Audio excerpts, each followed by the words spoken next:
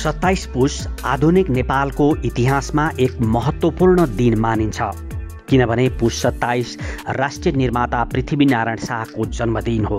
यस दिनलाई गौरवका साथ स्मरण गर्दै विविध कार्यक्रम गरिँदै आएको छ। विगतका तुलनामा यस पटकको पृथ्वी जयन्ती विशेष महत्त्वको छ, किनभने यस पटकको पुस 27 मा पृथ्वीनारायण शाह जन्मिएको ठीक 300 वर्ष पूरा भएको छ।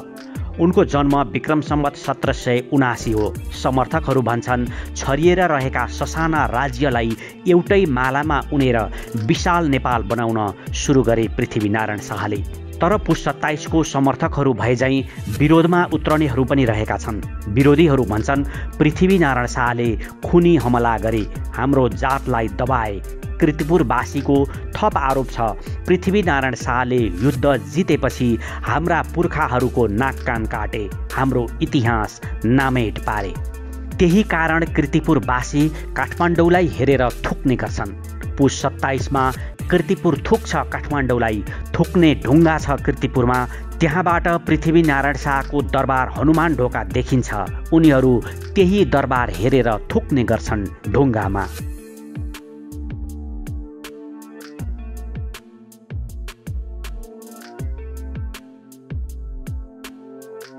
पृथ्वीनारायण शाहको निधन विक्रम सम्वत 1831 माघ 1 गते बिहान 7 बजे भयो। त्यसबेला उनी 52 वर्षका मात्र थिए। पृथ्वीनारायण शाहको निधनपछि उनका विरोधीहरूले उनलाई हिंसक, अमानवीय, सामन्ती राजाको संज्ञा मात्र दिइरहेका छैनन्, पछिल्ला दिनहरूमा त उनको राज्य विस्तार अभियानलाई एकीकरण नै नमान्ने जिरह पेश गरिरहेका छन्। कीर्तिपुरको युद्धमा विजय प्राप्त गरिसकेपछि पृथ्वीनारायण शाहले त्यहाँ पराजितहरूको नाक काटेर 22 धार्नीको थाक लगाएको विरोधीहरूको आरोप छ। भलै यस आरोपलाई पुष्टि गर्ने आधारहरू भने बलिया छैनन्।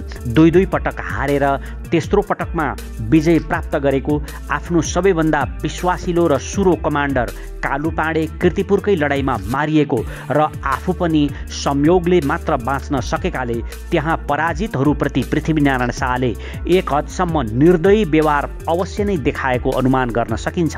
तर नाक काटेर 12 धार्नी जम्मा गरेको प्रमाण भने बलियो छैन। 12 धार्नी नाक जम्मा गर्न कति मानिस मारिनु पर्ला, त्यसबेला कीर्तिपुरको जनसङ्ख्या कति थियो होला जस्ता सामान्य प्रश्नमा घोत्लिने मात्र हो भने पनि पृथ्वीनारायण शाहमाथि गरिएको यस्ता प्रचार मिथ्या साबित हुन्छन्। पृथ्वीनारायण शाह एक हदसम्म सन्की र हठी थिए भन्ने उनका केही गतिविधिले देखाउँछन्। जस्तो कि गोर्खाको राजगद्दीमा बसेपछि मकवानपुरका राजा हेमकर्ण सेनले आफ्नी छोरी लिन निम्ति आएका थिए। निम्तो अनुसार उनी आफ्नै राजकुमारी लिन आएर दरबार नजिकै डेरा डन्डा जमाएर बसेका थिए। त्यही क्रममा आफूलाई ससुरा हेमकर्ण सेनका सिपाहीले जुत्ता नफुकाली सलाम गरेको देखेपछि उनीहरूको हत्या गर्न लगाएका थिए। यही विषयमा जेठु दिग्बन्धन सेन र मन्त्री कनक सिंह बानियासँग किचलो भएपछि पृथ्वीनारायण शाह श्रीमती नै नलिई आफ्नो राज्य गोर्खा फर्किए।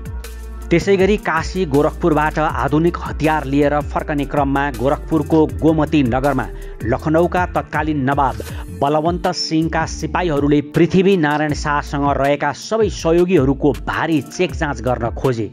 यो घटनाबाट क्रुद्ध बनेका शाहले उनीहरूलाई मार्न निर्देशन दिए। उनीहरू मारिए। बिरानो मुलुकमा सामान्य विवादमै अर्काका सिपाहीको हत्या गरिनु हठीपनकै उदाहरण हो। नुवाकोटमा विजय प्राप्त गरेपछि जिउँदै पक्राउ परेका जयन्त राणालाई पृथ्वीनारायण शाहले छाला काटेर नुनचुक लगाएर क्रूरतापूर्वक हत्या गराएका थिए। यी केही प्रतिनिधि घटनाका कारण उनका विरोधीहरूले पृथ्वीनारायण शाहलाई क्रूर, हिंसक, सामन्तीको उपमा दिने गरेका हुन्।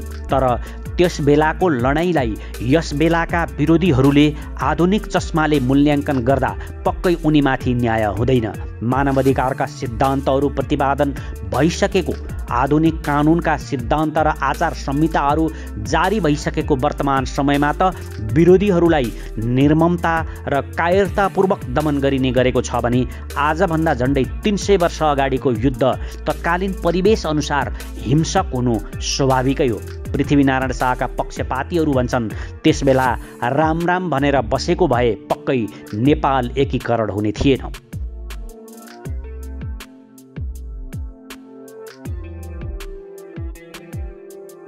पृथ्वीनारायण शाहप्रति चासो राख्ने सबैलाई जानकारी भएकै कुरा के हो भने उनका पिता गोर्खाका राजा नरभूपाल शाहका 4वटी पत्नीहरू थिए।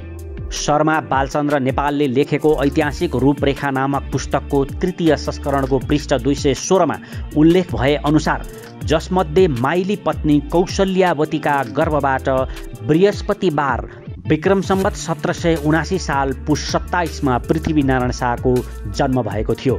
आचार्य बाबुराम नेपालको संक्षिप्त वृत्तान्त पुस्तकका अनुसार पृथ्वीनारायण शाहको पहिलो विवाह मकवानपुर राज्यका राजा हेमकर्ण सेनकी छोरी इन्द्रकुमारीसँग विक्रम सम्वत 1795 सालमा भयो।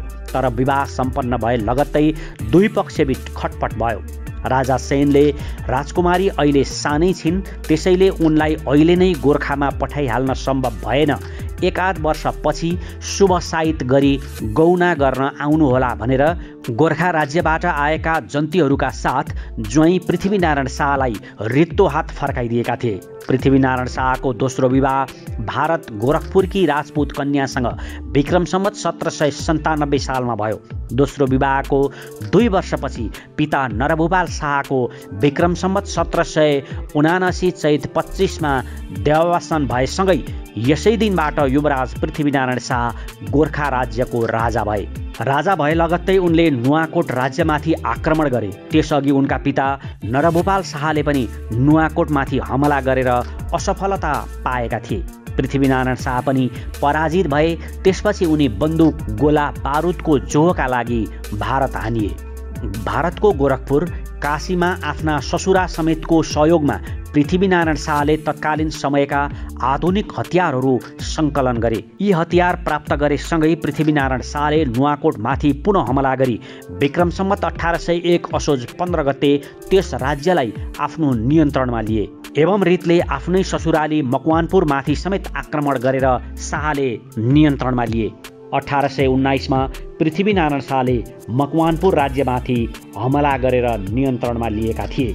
यसपछि उनको चौबिसी राज्यसँग लडाईँ भयो। 1821मा चौबिसी राज्यमाथि शाहले कब्जा जमाए। यससँगै उनले काठमाडौँ उपत्यका राज्यलाई निशानामा पार्न थाले। 1822मा तेस्रो पटकमा कीर्तिपुरलाई आत्मसमर्पण गर्न बाध्य तुल्याए र 1825मा काठमाडौँ, त्यसको 10 दिनकै हाराहारीमा ललितपुर अनि 1826 मङ्सिर 1मा भातगाउँ अर्थात् भक्तपुरमा आधिपत्य जमाए। विक्रम सम्वत 1992मा गेवाली सूर्य विक्रमको पुस्तक पृथ्वीनारायण शाह अनुसार 1828मा उनको नजर पूर्वतिर बढ्यो। उनले अरुणसम्म सीमा विस्तार गरे। त्यसको 1 वर्षपछि विजयपुर जिते। त्यही वर्ष अरुण तथा तमोर माझको इलामलाई आत्मसमर्पण गराए।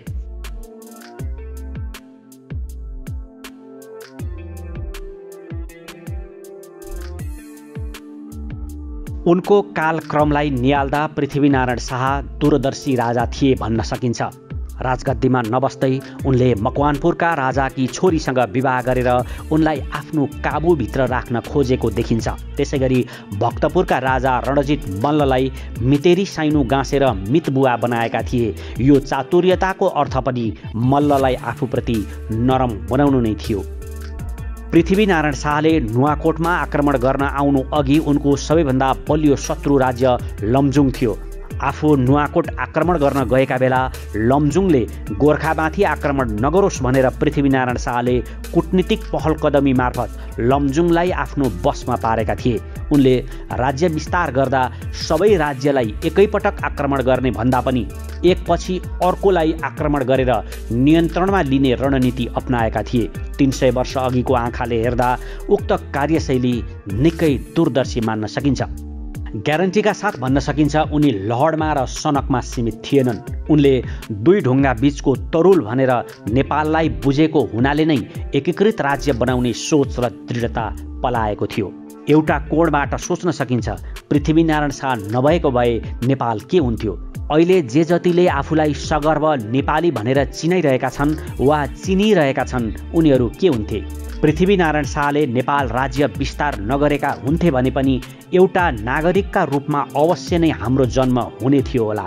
तर हामीले आफूलाई गर्वका साथ नेपाली भनेर चिनाउन भने अवश्य नै पाउने थिएनौँ। सुन्दर हिमाली उपमहाद्वीपका जनता हुन पाउने थिएनौँ। हामी भुरे टाकुरे राज्यका जनता हुने थियौँ वा ब्रिटिसहरूले भारतीय उपनिवेशको राज्यमा यस धरतीलाई गाभिसकेका हुने थिए। तसर्थ नेपाल राज्य विस्तारको जस पृथ्वीनारायण शाहलाई दिनुको विकल्प छैन। उनीमाथि समीक्षा हुन सक्छ, तर अनेकन लालछना लगाउनु अग्रगामी चेत अवश्य नै होइन।